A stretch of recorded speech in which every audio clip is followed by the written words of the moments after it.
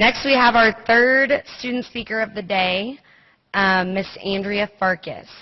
Andrea is a third-year law student here at Texas Tech, and she studied political science and philosophy at Texas A&M University. She serves as a student representative at the Low Income Taxpayer Clinic, and she is a comment editor on our journal. Andrea is originally from the Fort Worth area, but she grew up in Florida and in Austin. Andrea will be presenting her article featured in Volume 5, Book 2 of the EPJ, titled, "I'll Be Back, The Complications Heirs Face When Terminating a Deceased Author's Online Copyright Licenses."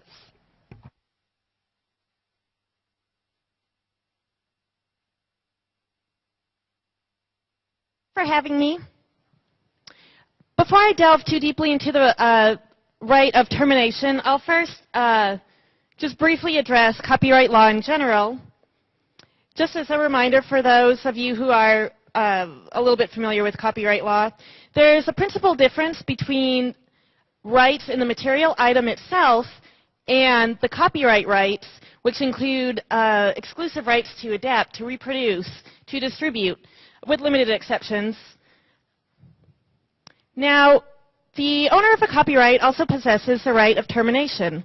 What this is when a copyright owner grants or licenses his or her copyright rights to another party, then after a certain amount of time, which is determined by statute, then that original owner can terminate that grant or that license and have what many people call a second bite of the apple.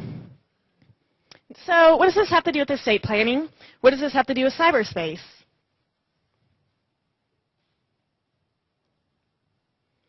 Very recently, there was a case in which a young soldier stored his accounts and his experiences through his Yahoo email account.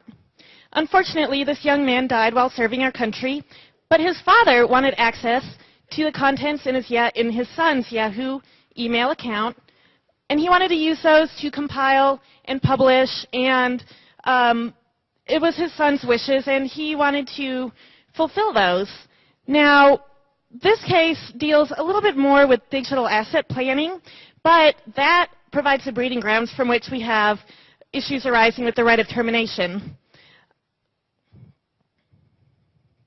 Now, with Yahoo Mail and with pretty much any online service, be it in email or social media, users are more often than not required to agree to user agreements, privacy policies, terms of service.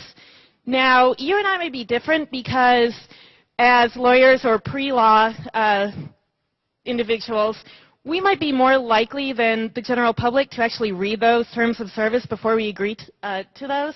But the general public, the majority of people do not read those, and inherent in most of those terms of service are provisions that say that you as a user agree to either grant or license, either exclusively or maybe only certain aspects of your content to that online service provider. And worse still, a lot of those services will also include provisions that say, and then we in turn have the ability, or the right rather, to further license our copyright rights in your content to other providers.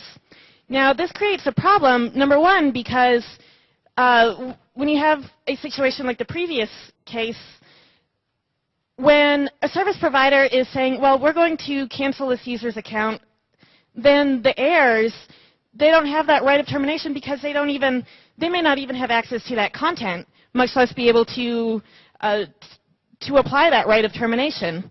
And then secondly, just the nature of the internet as it is, I mean, we've seen Facebook ads and just the ability to follow where content has been licensed is it's a nearly impossible task to be able to trace it throughout cyberspace. And so exercising that right of termination is difficult for an heir or even the original copyright owner because you can't even follow the trail of where your online social media or email provider licensed your content.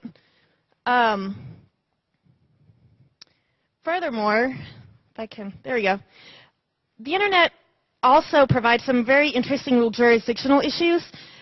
You have state laws that try and dictate access to online accounts and things like that, and then also estate planning in general. Of course, you have federal copyright laws. Different countries have their own laws. And then you have international treaties and agreements, many of which do not even address or consider the right of termination. And so that further complicates things, and especially the internet being what it is. Facebook alone, the majority of Facebook users are not even American. The majority are elsewhere. And so just the nature of the internet makes these jurisdictional issues a little more complicated. So what a lot of estate planners and lawyers and individuals have done is say, okay, well, this is really complicated, really confusing. Let's just circumvent that. So instead of trying to go through courts or things like that, what they might do is recommend to their clients. So instead of, or when you prepare for your wills and when you prepare for death, why don't you go ahead and compile a list of all of your online accounts and all of your passwords, and then when you pass away, then your heirs can access that, and then problem solved, it seems. However, the problem with that is that there are also laws in place. One in particular is the Computer Fraud and Abuse Act, which prohibits certain activities, one of which might be a violation of terms of service. So if you have an email or social media service that within the terms of service specifies you cannot share your account, you cannot give your password away, we reserve the right to close down your account upon your death, etc., then as estate planners or lawyers, if you and I are encouraging clients to essentially break the law, then it seems like ill advice. And in the grand scheme of things, to be sure, what is the likelihood that someone would prosecute a grieving heir for accessing his son's Yahoo account?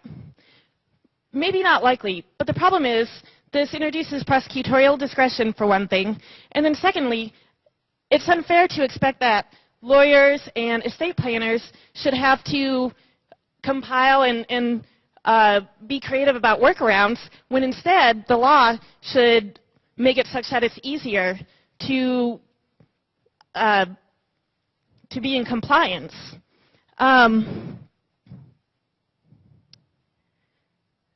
So I guess the bottom line and the entire point is that technology is moving rapidly, and the more integrated that society becomes with the virtual world, the more important it becomes that the laws keep up with this. And estate planning and copyright law is no exception. So instead of thinking about workarounds, we should go to the root of the problem and think about how exactly we'll address this when the situation arises. And it hasn't yet, and you know what?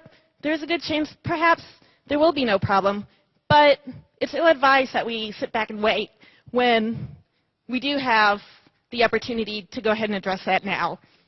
Thank you.